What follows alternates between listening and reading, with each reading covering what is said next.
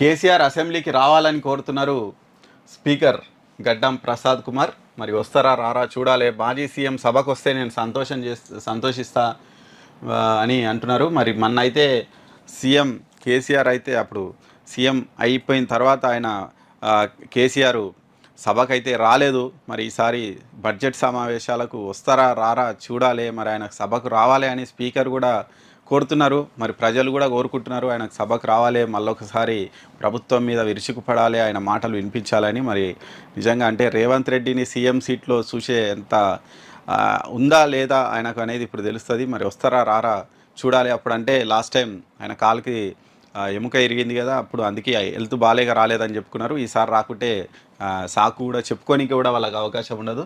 మరి హరీష్ ఫోన్ చేసినందుకే నేను అపాయింట్మెంట్ ఇచ్చిన, పార్టీ ఫిరాయింపులపై త్వరలోనే నిర్ణయం తీసుకుంటా అని కూడా అంటున్నారు గడ్డం ప్రసాద్ కుమార్ స్పీకర్.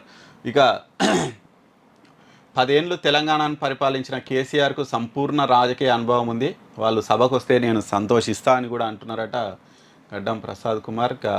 కేసీఆర్ ఎవరు చెప్పినా ఆయన వినడు, ఆయన ఇష్టం ఉంటేనే వస్తాడు. మరి చూడాలి వస్తాడా రాడా. ఎందుకంటే ఇప్పుడు రుణమాఫీ కూడా జరిగింది. మరి ప్రభుత్వం అసలే కాళేశ్వరం మీద జ్యుడిషియల్ ఎంక్వైరీ నడుస్తుంది. ఇవన్నీ కూడా అంటే కేసీఆర్ను చాలా రౌండప్ చేసే ప్రయత్నాలు చేస్తున్నాయి. మరి ఈ నేపథ్యంలో ఆయనకు సభకు వచ్చి గట్టిగా ఆయన వాణి వినిపిస్తారా, లేకుంటే మళ్ళా సైలెంట్గా ఉండిపోతారా చూడాలి. ఇక దాంతోపాటు ఇంకో కీలక కామెంట్లు చేసిర్రు ప్రసాద్ కుమార్. కేసీఆర్ తర్వాత హరీష్ రావే పెద్ద లీడర్ అని అన్నారంట. మరి కేటీఆర్ ఏం కావాలి సార్ ఇట్లా అంటారు మీరు? ఏం లేదు, కేసీఆర్కి మాటలు వింటే ఇక గుండె ఇట్లా బాదుకుంటాడు.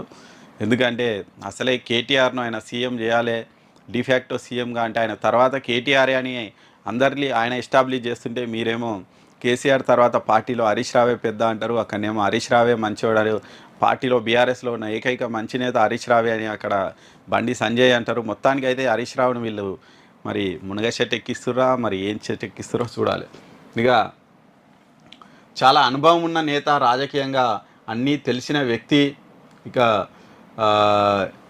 దాంతోపాటు ఇక్కడ అన్నారు చూడండి, బీఆర్ఎస్లో కేసీఆర్ తర్వాత హరీష్ రావే కీలక నేత అని అన్నాడంట స్పీకర్ గారు. ఇక చాలా అనుభవం ఉన్న నేత, రాజకీయంగా అన్ని విషయాలు తెలిసిన వ్యక్తి.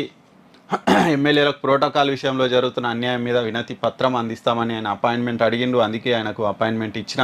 కేటీఆర్ కూడా స్నేహితుడే అయినా స్పీకర్కు మిత్రుడికి సంబంధం లేదు అని కూడా అన్నారట స్పీకర్ గడ్డం ప్రసాద్ కుమార్.